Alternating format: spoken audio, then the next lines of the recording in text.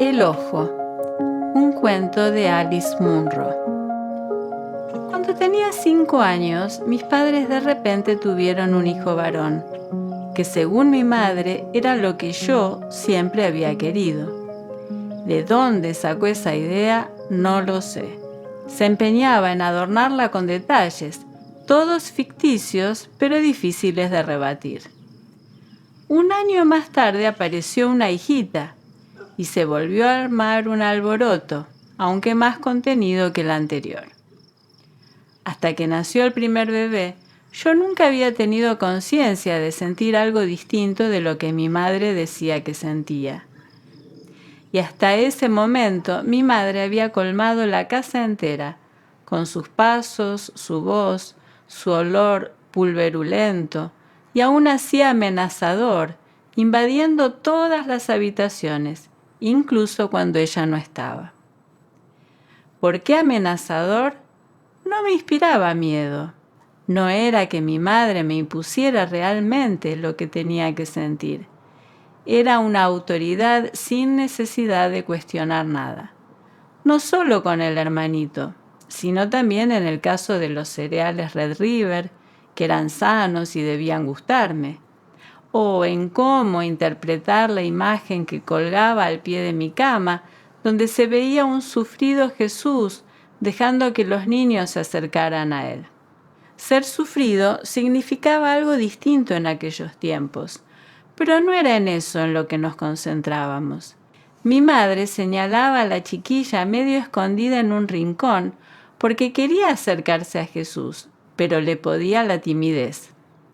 «Esa era yo», decía mi madre, y me convencí de que sí, a pesar de que no lo habría imaginado si no me lo hubiera dicho, y de que en el fondo no quería hacerlo.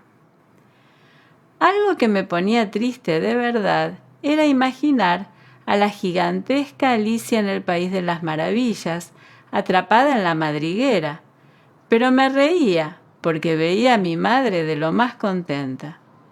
Sin embargo, con la llegada de mi hermano y el sinfín de triquiñuelas con las que quiso convencerme de que era una especie de regalo para mí, empecé a aceptar hasta qué punto las ideas que mi madre se hacía de mí podían distar de las mías. Supongo que todo me estaba preparando para cuando Sadie empezara a trabajar en nuestra casa. Mi madre se había replegado en el territorio al que la acotaban los bebés. Al no tenerla tan encima, pude detenerme a pensar lo que era verdad y lo que no, aunque desde luego me cuidé mucho de hablarlo con nadie. Curiosamente, aunque en mi casa no se le diera mucha importancia al asunto, Sadie era toda una celebridad. En el pueblo había una emisora de radio donde Sadie tocaba la guitarra y cantaba la cortina musical que ella misma había compuesto. «Hola, hola, hola a todos», y que media hora después era un «adiós, adiós, adiós a todos». Entre medias cantaba peticiones de los oyentes y temas que elegía ella. La gente más sofisticada del pueblo tendía a bromear sobre sus canciones y sobre la emisora que, según se decía, era la más pequeña de Canadá. Esa gente escuchaba una radio de Toronto en la que ponían canciones populares de la época y retransmitían las terribles noticias de la guerra en la voz atronadora de Jim Hunter. Los granjeros, en cambio, preferían la emisora local y canciones como las que cantaba Sadie. Tenía una voz fuerte y triste y cantaba acerca de la soledad y el dolor. Hacía unos 150 años que los colonos habían deforestado las tierras y levantado la mayoría de las granjas de nuestra región, así que era raro que desde una granja no hubiera otra a la vista, apenas a unos campos de distancia. Y sin embargo, a los granjeros les gustaban las canciones que hablaban de vaqueros solitarios, del reclamo y la decepción de lugares lejanos, los amargos crímenes que empujaban a los criminales a morir con el nombre de sus madres, o el de Dios en los labios, a pesar de que Sadie cantara con hondura y a pleno pulmón sobre esas cosas, en mi casa trabajaba rebosante de energía y confianza, hablando de buena gana, sobre todo de sí misma. Normalmente no había nadie con quien hablar más que yo. Las tareas de Sadie y las de mi madre las mantenían casi siempre apartadas, y en cierto modo tampoco creo que hubieran disfrutado mucho hablando juntas. Ya he mencionado que mi madre era una mujer seria, que antes de darme lecciones a mí, daba clases en un colegio. Quizá le habría gustado poder ayudar a Sadie, enseñarla a pulir el habla, pero Sadie no daba muestras de querer ayuda de nadie ni de hablar de un modo distinto al que había hablado siempre. Después del almuerzo, que era la comida de mediodía, Sadie y yo nos quedábamos solas en la cocina. Mi madre se echaba un rato y con suerte los bebés también dormían una siesta. Al levantarse se cambiaba de vestido, como si esperara una tarde apacible, aunque desde luego habría más pañales que cambiar y también aquella escena de mal gusto que yo procuraba no ver, cuando el más pequeño mamaba de un pecho.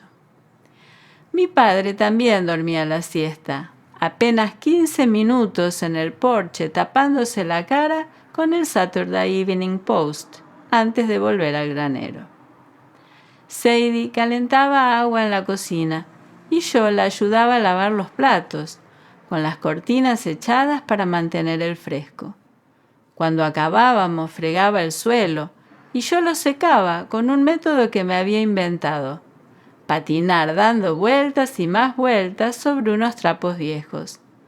Luego descolgábamos las pegajosas tiras amarillas de atrapar moscas que se ponían después del desayuno y ya estaban llenas de moscas negras muertas o que zumbaban agonizantes, y colgábamos tiras nuevas que para la hora de la cena volverían a llenarse de nuevos cadáveres. Y entre tanto Sadie me hablaba de su vida. Entonces no me resultaba fácil juzgar la edad de la gente. Para mí había niños o adultos, y a ella la consideraba una adulta. Puede que tuviera 16 años, puede que 18 o 20. Fuera cual fuera su edad, más de una vez me aseguró que no tenía ninguna prisa por casarse.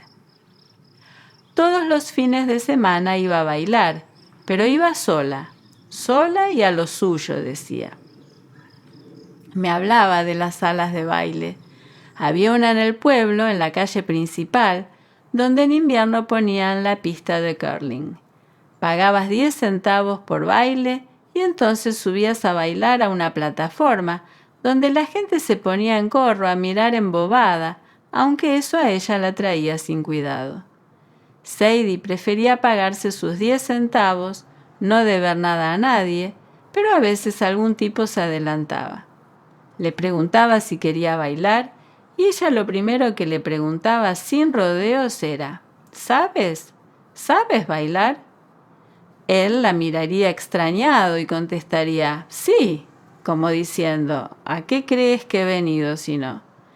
Y normalmente por bailar entendía ir arrastrando los pies por la pista mientras la agarraba con unas manos sudorosas como 2 enormes pedazos de carne.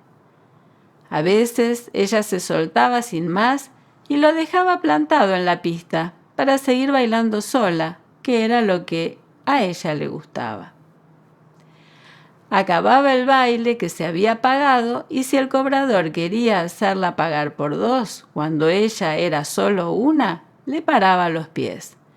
Que se rieran todos de que bailara sola, si querían. La otra sala de baile estaba a las afueras del pueblo, en la carretera. Allí se pagaba en la puerta y no por un baile, sino por la noche entera. El sitio se llamaba Royalty. Allí Sadie también se pagaba la entrada. Solía haber mejores bailarines, pero siempre procuraba hacerse una idea de cómo se las apañaban antes de dejar que la llevaran a la pista. Normalmente eran chicos del pueblo, mientras que en el otro sitio eran del campo. Los chicos del pueblo movían mejor los pies, aunque no siempre eran los pies lo que tenías que vigilarles, sino dónde te plantaban las manos. A veces tenía que leerles la cartilla y decirles lo que les haría si no paraban inmediatamente. Les dejaba claro que ella iba allí a bailar y que para eso había pagado su entrada. Además, sabía dónde darles un buen pellizco.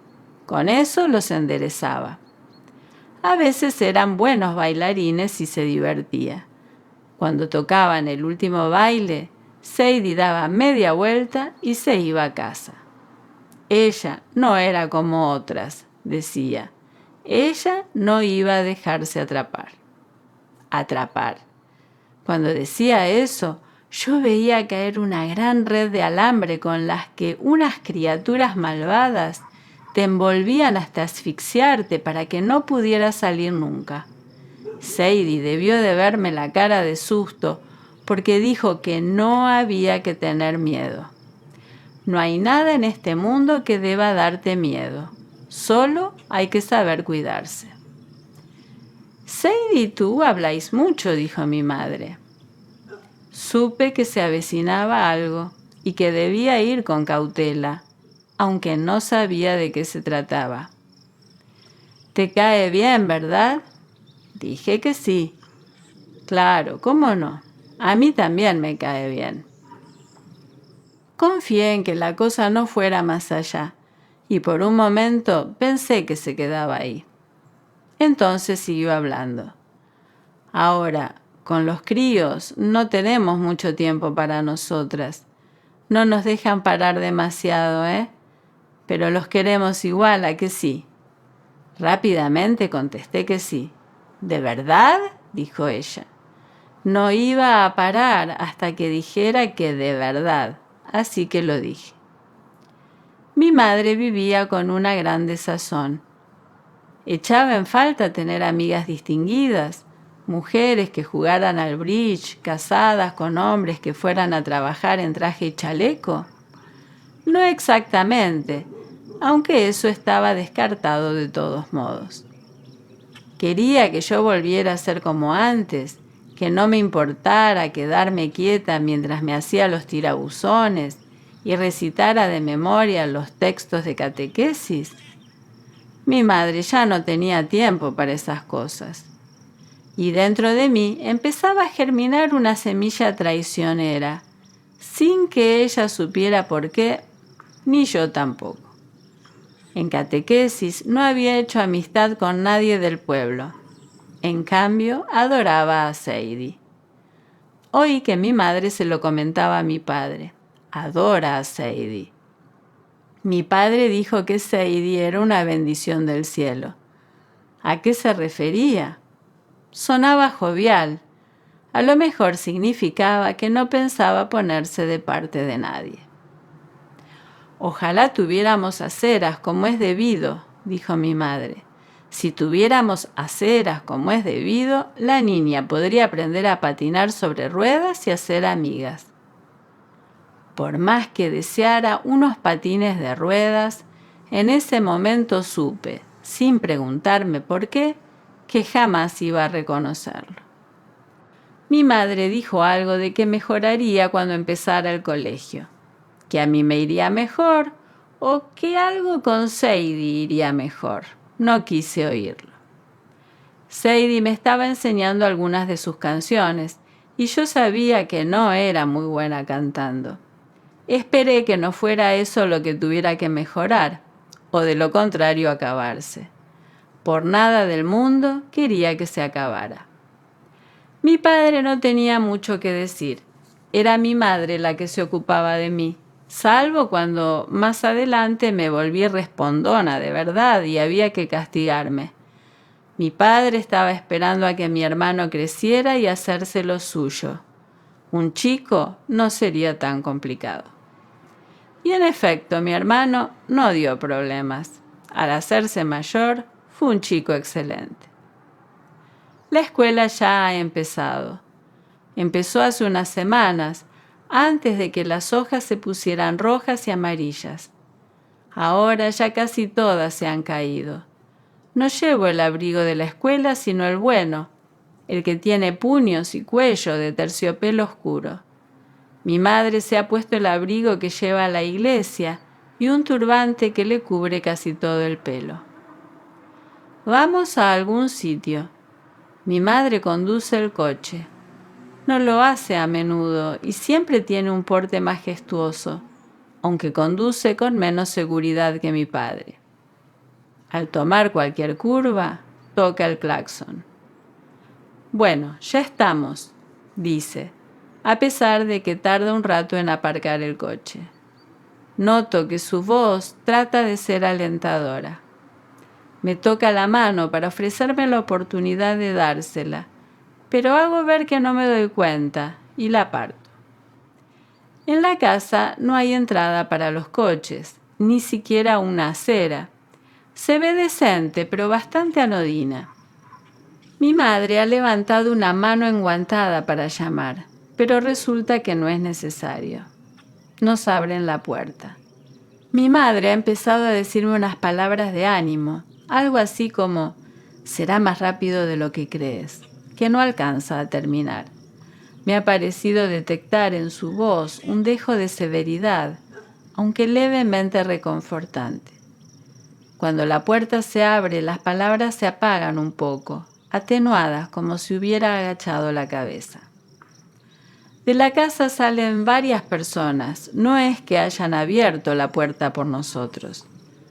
Al marcharse, una de las mujeres se vuelve y habla por encima del hombro, sin asomo de amabilidad. Es esa para la que trabajaba y la chiquilla. Entonces, una mujer bastante arreglada se acerca a hablar con mi madre y la ayuda a quitarse el abrigo. Hecho esto, mi madre me quita el mío y le dice a la mujer que yo le tenía especial cariño a Sadie. Espera que no sea una molestia haberme traído. Ay, la pobrecita, dice la mujer, y mi madre me da un pequeño empujón para que salude.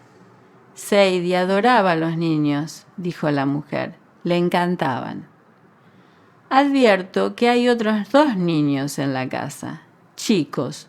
Los conozco de la escuela. Uno va primero conmigo y el otro es más mayor. Se asoman de lo que probablemente sea la cocina. El más pequeño se ha metido una galleta entera en la boca y pone una cara muy cómica, mientras que el otro, el mayor, hace una mueca de asco. No al que engulle la galleta, sino a mí. Me odian, evidentemente. Los chicos o te ignoraban cuando te los encontrabas en algún sitio que no era la escuela, allí te ignoraban igual, o ponían caras de esas y te soltaban insultos horribles. Cuando no tenía más remedio que acercarme a uno de ellos, me quedaba tiesa como un palo, sin saber qué hacer. Si había adultos cerca, era distinto, claro está. Aquellos chicos no dijeron nada, pero seguía allí plantada y compungida hasta que alguien tiró de ellos y los metió en la cocina. Entonces reparé en la voz de mi madre, especialmente dulce y compasiva, más refinada incluso que la voz de la mujer con la que hablaba, y pensé que tal vez la mueca era por ella. A veces, cuando iba a buscarme a la escuela, los otros niños imitaban los gritos con que me llamaba. La mujer con la que hablaba y que parecía estar al mando nos condujo hasta el salón. Sentados en un sofá había un señor y una señora con cara de no entender muy bien dónde estaban. Mi madre se inclinó y les habló con profundo respeto. Ella quería mucho a Sadie, oí que les comentaba, señalándome. Supe que me correspondía decir algo, pero antes de tener la oportunidad de hacerlo, la mujer del sofá dejó escapar un gemido.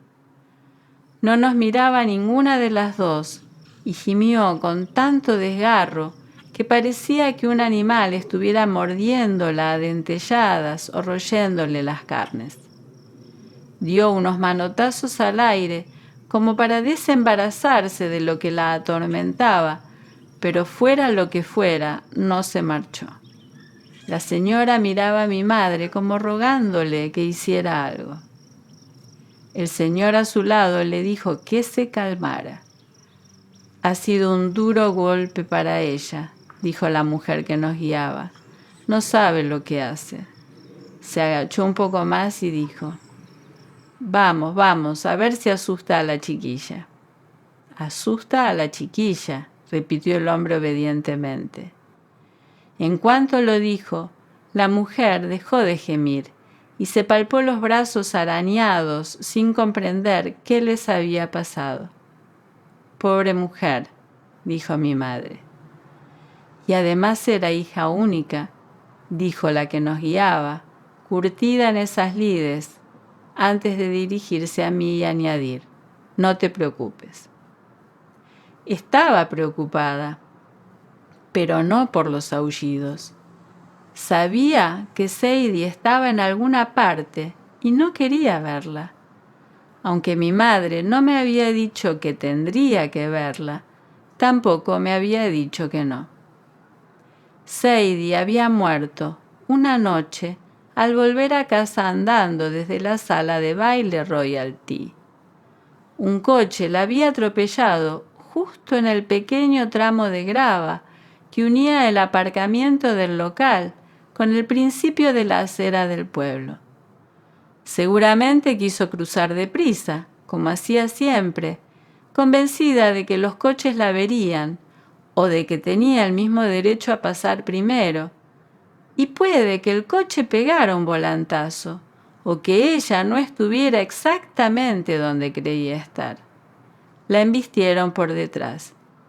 El coche que la atropelló se había apartado para dejar pasar a otro que quería girar por la primera calle que llevara al pueblo. Había corrido la bebida en el baile, aunque allí no sirvieran alcohol. Y al acabar siempre había bocinazos y gritos y salidas encabritadas. Sadie, correteando en la oscuridad sin una linterna siquiera, seguramente se comportaba como si todo el mundo tuviera que apartarse de su camino.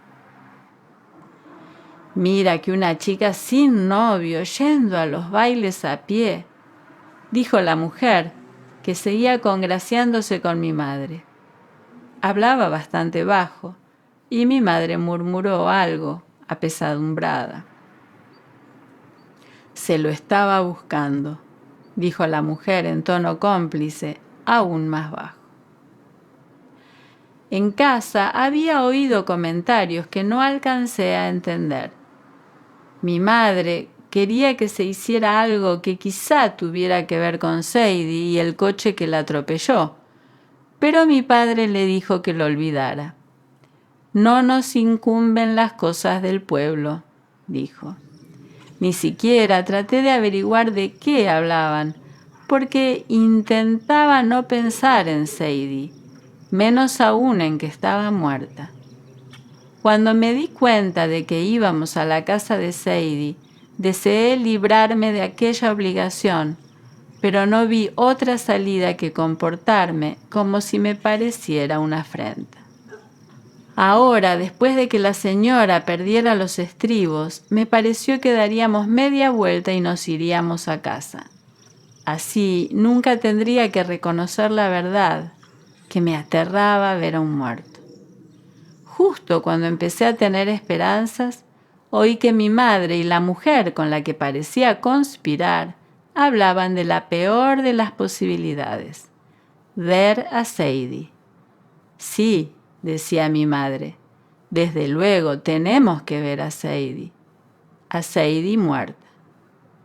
Hasta ese momento casi no me había atrevido a apartar la vista del suelo, más que para mirar a aquellos chicos apenas más altos que yo y a la pareja de ancianos del sofá. Pero de pronto mi madre me llevaba en otra dirección. Aunque el ataúd había estado en la habitación en todo momento, yo no me había dado cuenta. Por falta de experiencia, no sabía el aspecto que tenían esas cosas. El objeto al que nos acercábamos podría haber sido una repisa para poner flores o un piano cerrado. Quizá la gente que había alrededor disimulaba el verdadero tamaño, la forma y el fin del objeto. Pero de pronto esa misma gente nos abría paso respetuosamente, y mi madre habló entonces con un hilo de voz. «Vamos», me dijo. Su delicadeza me sonó odiosa, triunfal. Se agachó para mirarme a la cara y tuve la certeza de que quería impedir que hiciera lo que se me acababa de ocurrir en ese momento: cerrar los ojos con todas mis fuerzas. Mi madre dejó de mirarme, pero siguió agarrándome muy fuerte de la mano. Conseguí bajar los párpados en cuanto apartó la vista de mí, aunque sin cerrarlos del todo, para no tropezarme o que alguien me empujara justo hacia donde no quería acercarme. Alcancé a ver borrosamente las flores rígidas y el brillo de la madera lustrada. Entonces oí a mi madre sorbiéndose la nariz y sentí que me soltaba. Su bolso se abrió con un chasquido. Al ir a agarrar algo, dejó de tomarme de la mano y quedé libre. Oí sus sollozos. Me había soltado para atender sus lágrimas y sus moqueos.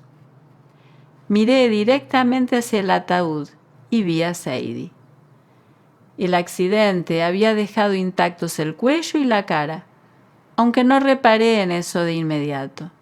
Al verla, solo tuve la vaga impresión de que no era tan malo como había temido. Cerré los ojos enseguida, pero fui incapaz de no volver a mirar. Primero el pequeño cojín amarillo debajo de su cuello, colocado de manera que también le tapaba la garganta y la barbilla y la única mejilla que alcanzaba a verle. El truco consistía en mirarla fugazmente, volver a fijar la vista en el cojín y luego mirar un poquito más algo que no diera miedo.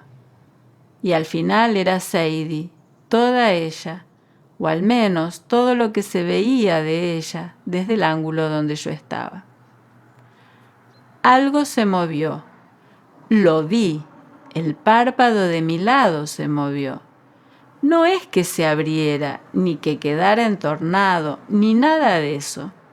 Se levantó imperceptiblemente, como para que, si hubiera alguien dentro de ella, pudiera ver a través de las pestañas, apenas lo justo para distinguir la claridad de la oscuridad de afuera. No me sobresalté ni me asusté lo más mínimo. Esa imagen se fundió en ese mismo momento con todo lo que sabía de Sadie y también, en cierto modo, con la experiencia extraordinaria que se me ofrecía. Y no se me ocurrió llamar la atención de nadie ante lo que veía, porque no iba destinado a ellos, era exclusivamente para mí. Mi madre me había vuelto a coger de la mano y dijo que nos marchábamos. Hubo un nuevo intercambio de saludos, pero en lo que me pareció un instante estábamos fuera. «Bien hecho», dijo mi madre. Me apretó la mano y añadió: «Bueno, ahora ya está». Tuvo que pararse a hablar con alguien más que iba hacia la casa antes de que nos montáramos en el coche y emprendiéramos el regreso. Se me ocurrió que le habría gustado que rompiera el silencio o incluso que le contara algo, pero no lo hice. No experimenté nunca otra aparición de esa naturaleza y de hecho Sadie se desvaneció de mi mente bastante rápido, entre otras cosas por el impacto de la escuela, donde de algún modo aprendí a desenvolverme con una curiosa mezcla de terror mortal y fanfarronería. De hecho, la importancia de Sadie había empezado a desvanecerse aquella primera semana de septiembre, cuando dijo que tenía que quedarse en casa a cuidar de su padre y de su madre, y que no podría seguir trabajando para nosotros. Y luego mi madre se enteró de que estaba trabajando en la lechería. Aún así, cuando pensaba en ella, nunca me cuestionaba aquello que había visto y que creía destinado a mí. Mucho, mucho después, cuando ya había abandonado todo interés por lo sobrenatural, seguía teniendo la certeza de que había ocurrido. Lo creía con la misma naturalidad con la que crees, y de hecho recuerdas que tuviste dientes de leche, que ahora no están, pero existieron de verdad. Hasta el día en que, ya en la adolescencia, supe con una vaga sensación de vacío en mis entrañas que había dejado de creer.